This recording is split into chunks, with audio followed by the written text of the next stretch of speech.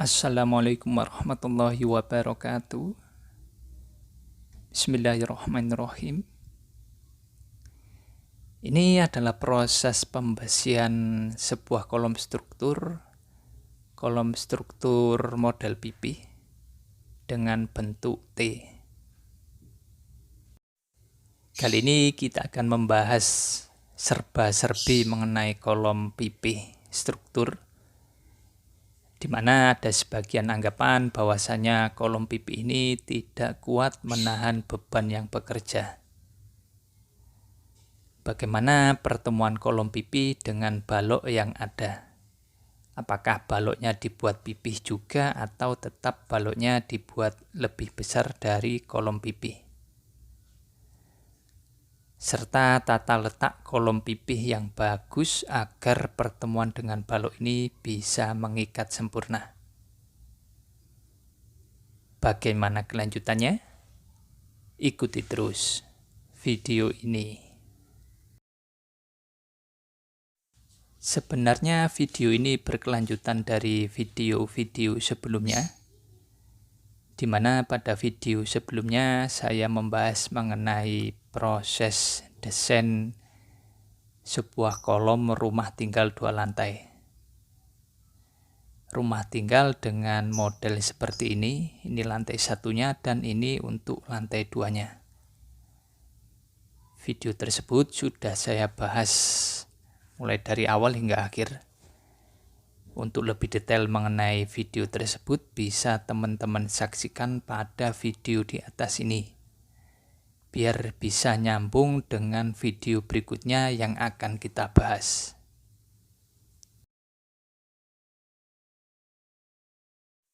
Dan seperti ini hasil dari desain penempatan kolom untuk lantai 1 dan lantai 2. Ini untuk lantai 1 kita gunakan sebagian kolom pipih, dan lantai 2 juga kita gunakan kolom pipih. Dan ini ada keterangan di sini.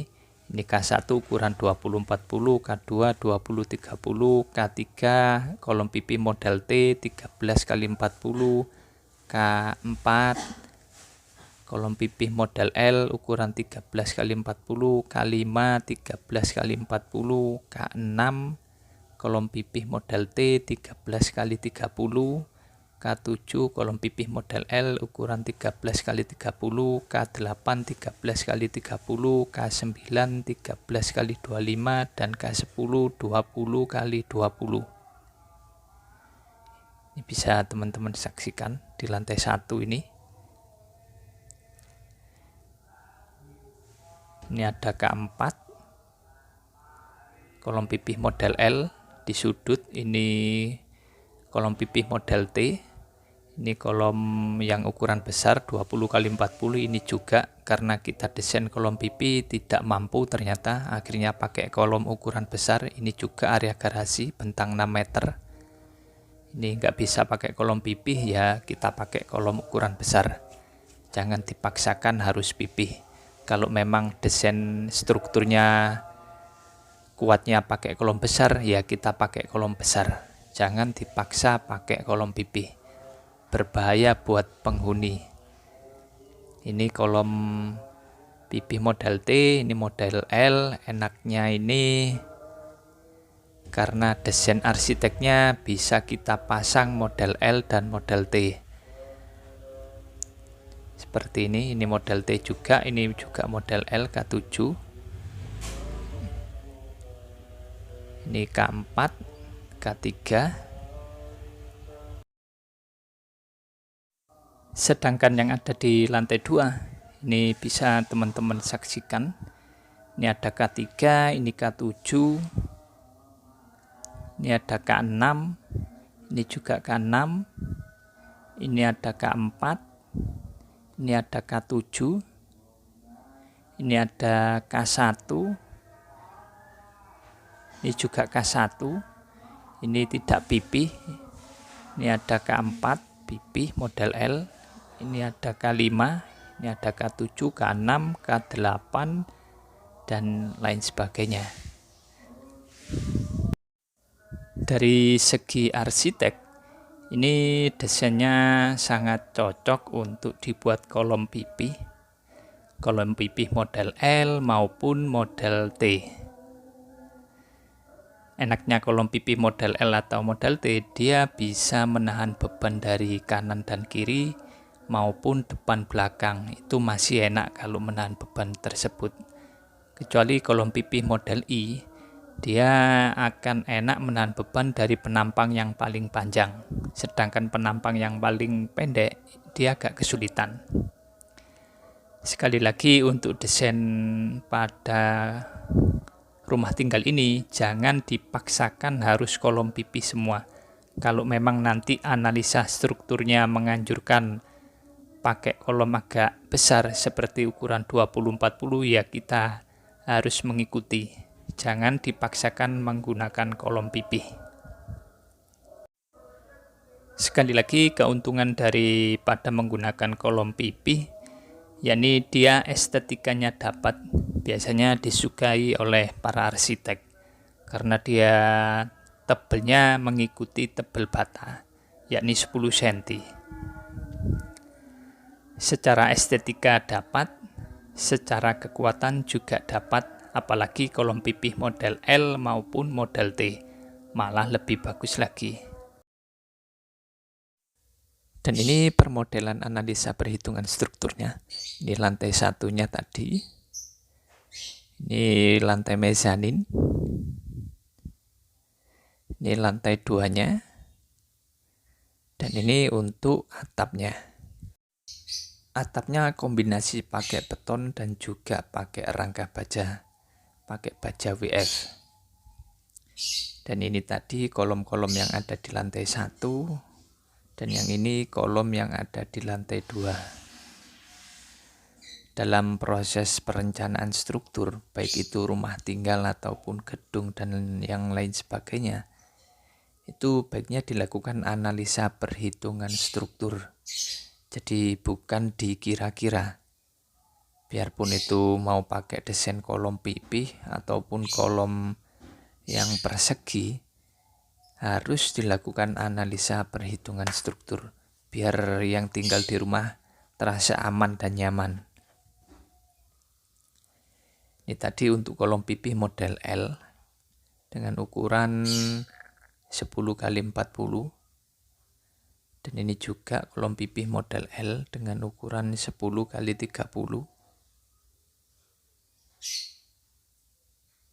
Yang ini kolom pipih model T ukuran 10x40. Dalam proses analisa perhitungan struktur, jika nanti kolom memang tidak kuat menahan beban karena bentang yang terlalu lebar, maka jangan dipaksa untuk menggunakan kolom pipih. Pakai saja kolom yang agak besar sewajarnya.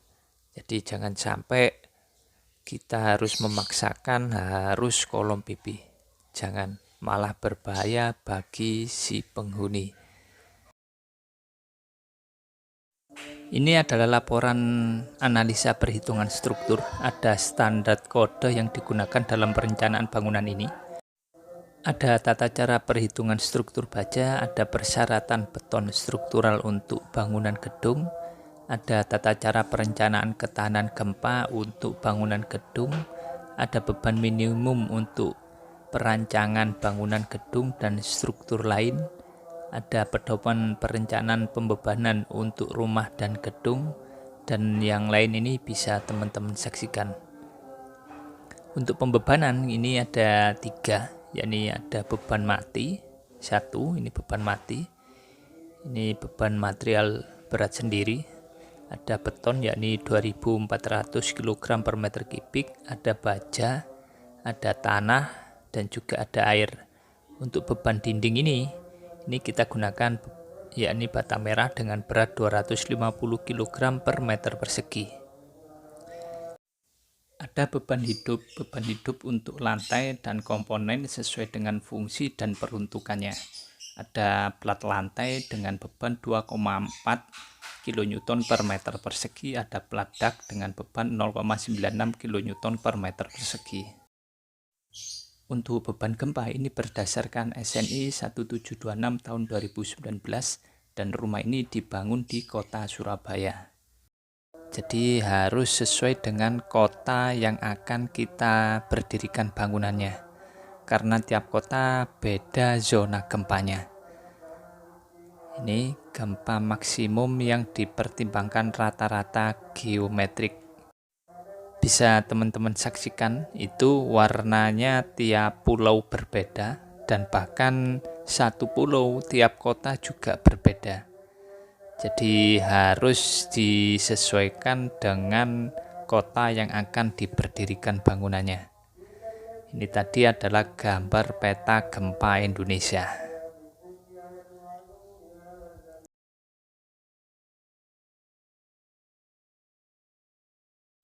Setelah pembebanan, lanjut ke preliminary design, yakni mencari dimensi-dimensi dari plat, dimensi balok, dimensi kolom, slope, dan lain sebagainya. Dan ini beberapa contoh dimensi kolom pipih model T dengan ukuran 10 kali 30. Ini kita cek kemampuan kolom dengan PCA Call. Sini 10, ke sini 30, ke sini 10, ke sini 10, sini 20, sini 10, sini 20, dan seperti ini. Dengan menggunakan tulangan longitudinal 10 diameter 13 cukup untuk menahan beban yang bekerja. Jadi dengan kolom pipih model T dengan jumlah tulangan 10 pakai diameter 13 cukup menahan beban yang bekerja, yakni beban hidup, beban mati, dan juga beban gempa. Dengan catatan beban gempa harus sesuai dengan kota yang akan dibangun gedungnya atau rumah. Bisa jadi dengan kolom pipih model ini, apabila ditempatkan pada zona gempa kota yang lain, itu mungkin tidak kuat. Makanya harus kita sesuaikan dengan zona gempa tiap daerah atau tiap kota. Untuk sengkang atau bagel, ini kita gunakan diameter 8, jarak 100 atau 10 cm untuk area tumpuan. Sedangkan area lapangan pakai diameter 8, jarak 150 atau 15 cm. Ini model T, yang ini model L kolom pipih dengan ukuran 10 kali 30. Ke sini 30, ke sini 10, ke sini 20, ke sini 20, kini 10, sini 30. Dengan menggunakan tulangan longitudinal jumlah 10 pakai diameter 13 cukup untuk menahan beban yang bekerja, mulai beban hidup, beban mati, dan juga beban gempa. Sekali lagi dengan catatan beban gempanya mengikuti kota yang akan kita bangun gedung atau rumahnya. Dan tulangan sengkang atau bagel ini kita gunakan diameter 8, jarak 100 untuk area tumpuan, sedangkan lapangan diameter 8, jarak 150 atau 15 cm. Dan ini adalah gambar detail penulangan kolom, hasil dari analisa perhitungan struktur, di mana ini ada K1 dengan ukuran 20 kali 40, ada K2 dengan ukuran 20 kali 30, ada K3 dengan ukuran 13 kali 40, dengan model kolom pipih model T. Ke sini 40, ke sini 13, ke sini 27, seperti gambar detail ini.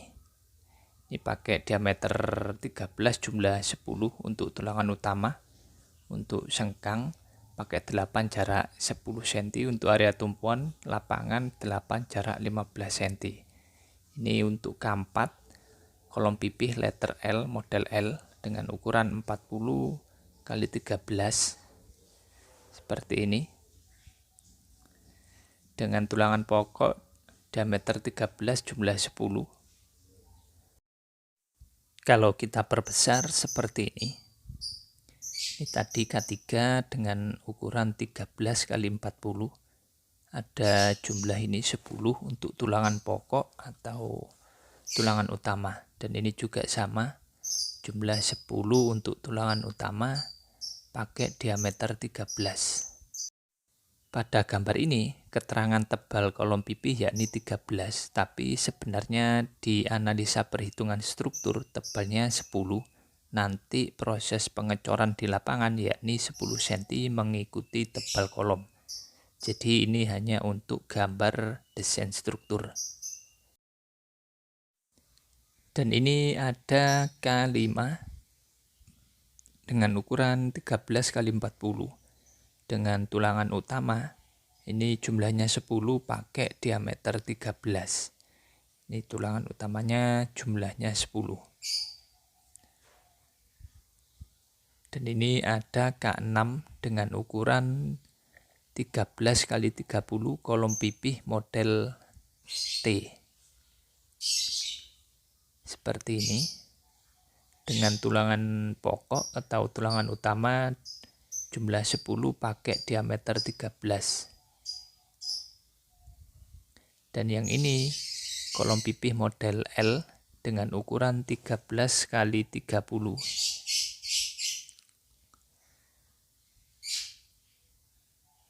Dengan tulangan pokok atau tulangan utama jumlah 10 menggunakan diameter 13.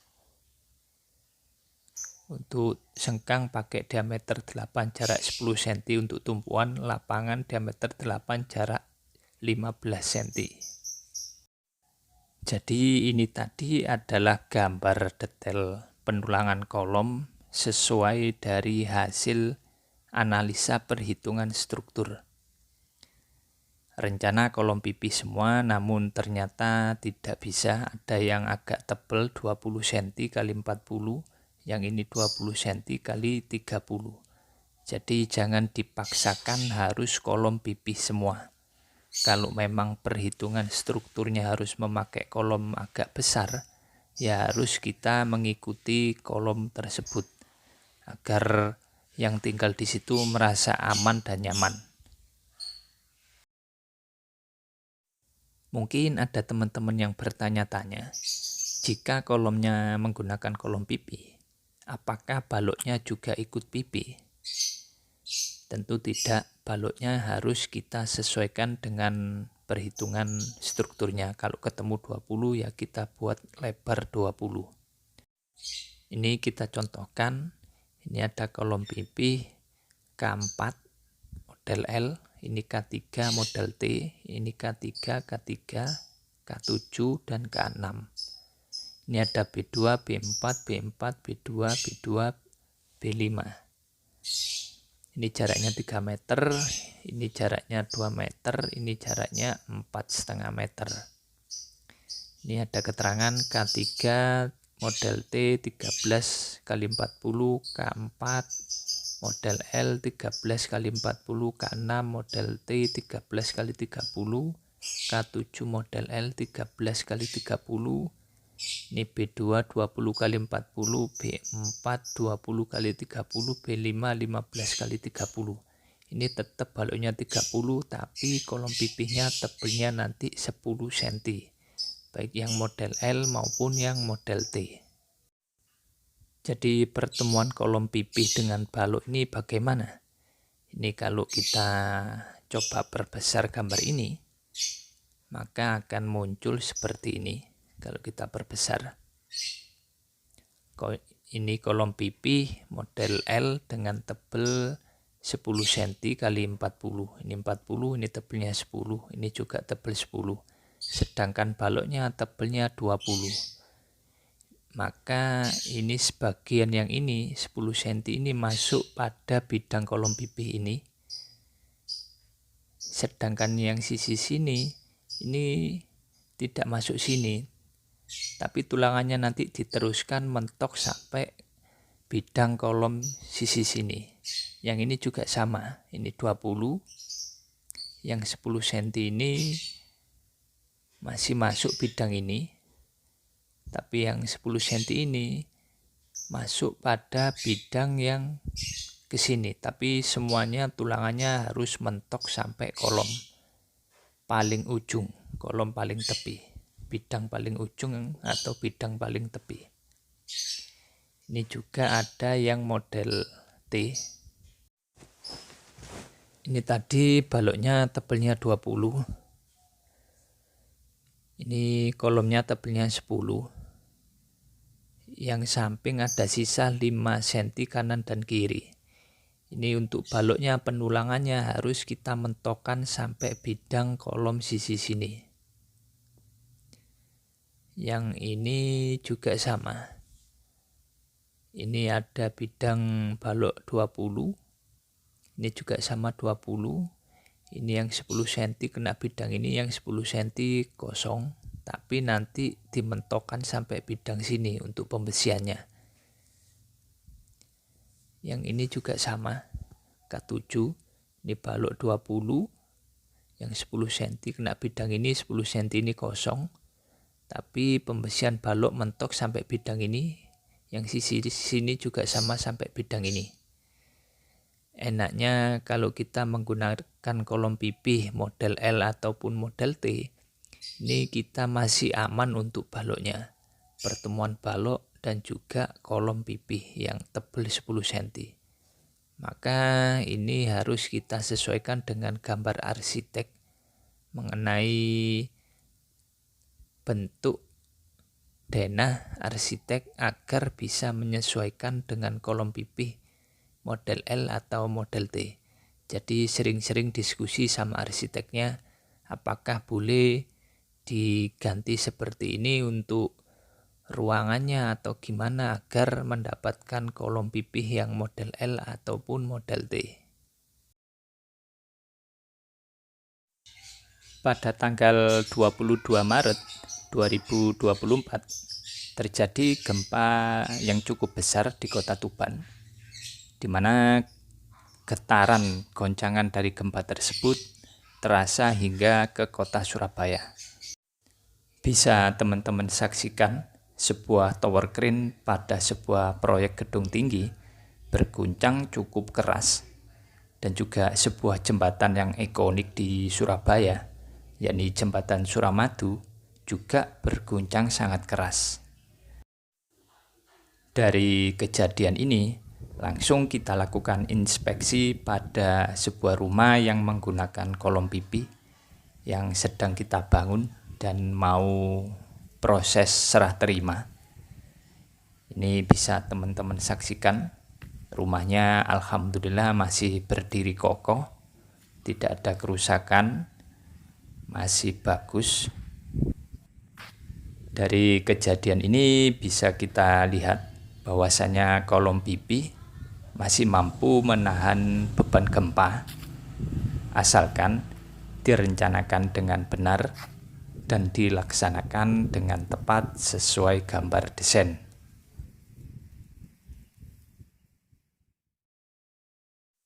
Mungkin ada teman-teman yang bertanya-tanya, bagaimana kalau diameter tulangannya kita rubah karena di lokasi tempat dibangun tidak ada diameter yang diinginkan. Kita cari dulu untuk diameter 13 jumlah 10 itu luas tulangannya berapa. Yakni dengan rumusan PR kuadrat dikali jumlah tulangan. R-nya adalah separuh dari diameter tulangan. Jadi 3,14 kita kali 6,5 pangkat 2 dikali 10. Ketemunya 1326,65 mm persegi. Jadi untuk penggantinya nanti luasannya minimal sama atau lebih besar dari 1326,65 meter persegi. Kalau mau memakai diameter 12 mili berarti 3,14 dikali 6 pangkat 2 kita coba jumlah 12 biji, ketemunya 1356,48 mm persegi, lebih besar dari 1326,65 meter persegi. Jadi kalau pakai diameter 12 maka jumlahnya harus 12 buah. Kalau mau memakai diameter 16 mili, yakni dengan cara 3,14 kita kali 8 kuadrat, kita coba jumlah 7. ketemunya 1406,72 mm persegi. Lebih besar dari 1326,65 meter persegi. Jadi kalau mau diganti pakai diameter 16, maka jumlahnya harus 7 buah minimal. Demikian penjelasan mengenai serba-serbi tentang sebuah kolom pipih, yang ada sebagian dari orang beranggapan kolom pipih tidak kuat menahan beban gempa. Jadi sudah kita paparkan bagaimana kekuatan dari kolom pipih ini bisa menahan beban yang bekerja, beban hidup, beban mati, dan juga beban gempa. Terima kasih telah menyaksikan video ini. Semoga bermanfaat.